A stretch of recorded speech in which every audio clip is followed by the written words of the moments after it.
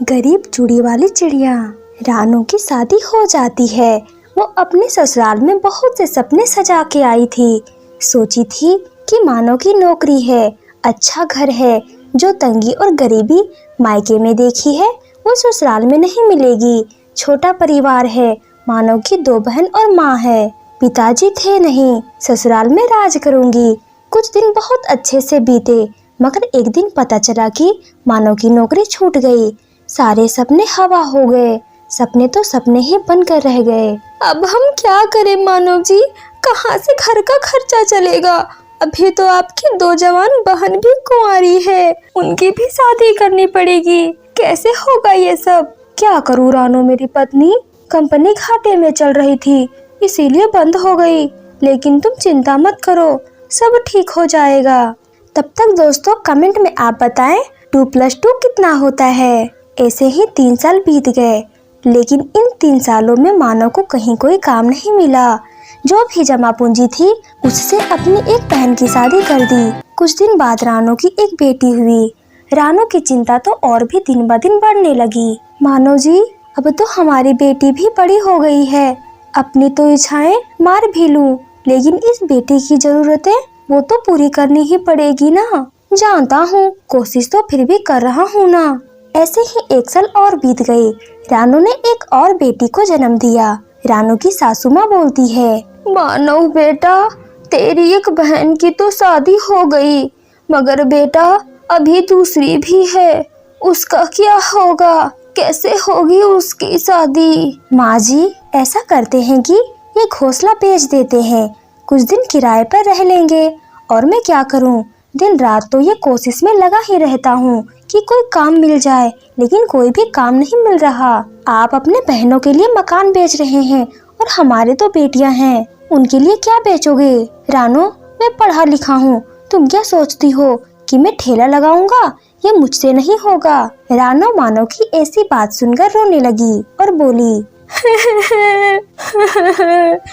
तो क्या मैं अपने बच्चों के लिए 10 रुपए के अनाज के लिए भी तरसती रहूं? दोनों नन्ही बेटियां दानों के लिए भी रोती रहती हैं। क्या मैं उनका पेट पानी से ही भरती रहूं? जब तक आपको नौकरी नहीं मिलती तब तक कुछ तो कर ही सकते हैं, या फिर मुझे ही करना होगा कुछ। नहीं बहू, हमारे यहाँ की बेटी बहू कोई काम नहीं करती। ऐसे ही एक दिन बीत जाते हैं।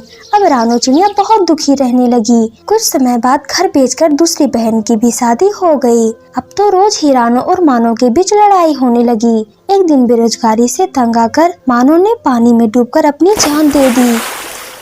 इतना कुछ होने के बाद तो रानू पूरी तरह से टूट चुकी थी। उसके तो सारे सपने ही टूट गए। अब ना तो घर था और ना ही पति, सब कुछ एक ही पल में खत्म हो चुका था।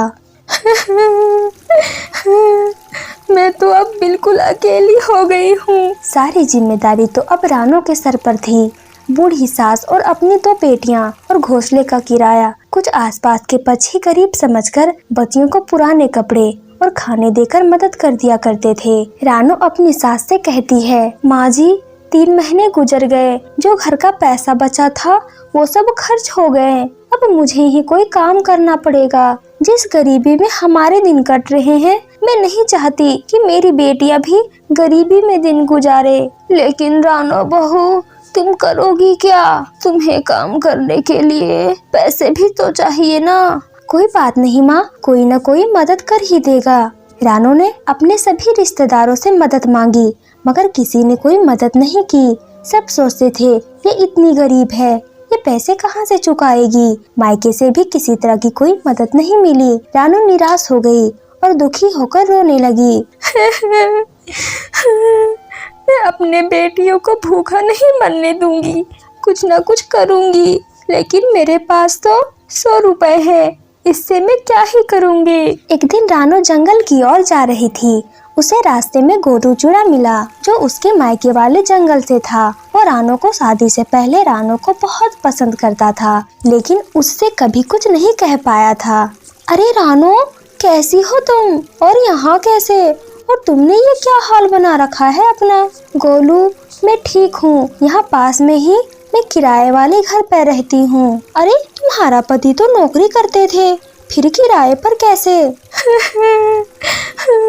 मेरे पति अब नहीं है, नौकरी छूट गई, घर भी बिक गया, बहुत गरीबी में दिन गुजार रही हूँ, कोई काम भी नहीं कर पा रही हूँ, मेरे पास केवल 100 रुपए हैं, इसी से मुझे घर का खर्चा भी चलाना है और किराया भी देना है। मेरी सास बूढ़ी हो गई है और मेरी तो बेटियां भी है, कोई सहारा भी नहीं है, सभी अपनों ने मेरा साथ भी छोड़ दिया, कैसे कर पाऊंगी इतने कम पैसों में कोई काम? तुम चिंता मत करो रानो, तुम चलो मेरे पास। गोलू चिड़ा उसे चूड़ियों की थोक वाली दुकान पर ले गया। ये मेरी ही दुकान है रानो, मैं तुम्हें फ्री में ये चूड़ियाँ देकर तुम्हारा आत्मसम्मान को ठेस नहीं पहुंचाना चाहता, इसीलिए ये 100 रुपए की चूड़ियाँ दे रहा हूँ। बाजार में इन चूड़ियों की कीमत बहुत ही ज्यादा है, लेकिन मैं तुम्हें ये चूड़ियाँ आधे दाम में दे रहा हूँ, लेकिन तुम इन्हें 20 रुपए दर्जन बेचना। ये बहुत सुंदर चूड़ियाँ हैं, पहले कम दामों में बेचना और जैसे ही मुनाफा दिखाई दे 30 रुपए दर्जन बेचना। रानो बहुत खुश हुई क्योंकि उसकी सारी परेशानी का हल उसे जो मिल गया था। वो चूड़ियाँ बेचने लगी। चूड़ी ले लो, चूड़ी, रंग बिरंगी चूड़ी ले लो, सुहागों वाली चूड़ी ले लो। वो एक जंगल से दूसरे जंगल जाकर चूड़ी बेचती और बीच बीच में आकर अपनी बेटियों को भी देख लेती और मिलकर फिर आसपास के जंगलों में चूड़ी बेचने चली जाती। आसपास के सभी पक्षी मोल भाव भी नहीं करते, गरीब समझकर सबको उसकी चूड़ियाँ पसंद आने लगी और उसकी खूब बिक्री होने लगी। चूड़ियाँ तो रानो के पास ही सुंदर और टिकाऊ होती है, मैं तो अब से उसी के पास ही खरीदूंगी। इसी तरह रानो की चूड़ियाँ धीरे धीरे खूब बिकने लगी। कोई भी त्योहार और शादियों में चूड़ी पहनाने के लिए उसे ही बुलाया जाता था, जिससे उसकी कमाई अच्छी हो जाती थी। इसी तरह 1 साल गुजर गया। रानो के अच्छे दिन आने लगे। रानो गोलू से बोलती है, गोलू तुम्हारा बहुत बहुत धन्यवाद, तुम्हारी वजह से आज अपनी गृहस्थी चला रही हूँ, नहीं तो भूखे पेट मरने की नौबत आ गई थी। ये तो तुम्हारी मेहनत है रानो, मैंने कुछ नहीं किया, जितनी मेहनत करो उतना ही अच्छा फल मिलेगा। तो प्यारे दोस्तों, इस कहानी से हमें यह सीख मिलती है कि हमें हर हालात में मेहनत करनी चाहिए, मेहनत करने वालों की कभी हार नहीं होती। तो प्यारे दोस्तों, प्लीज हमारे कहानी को लाइक और चैनल को सब्सक्राइब करें। आपका धन्यवाद।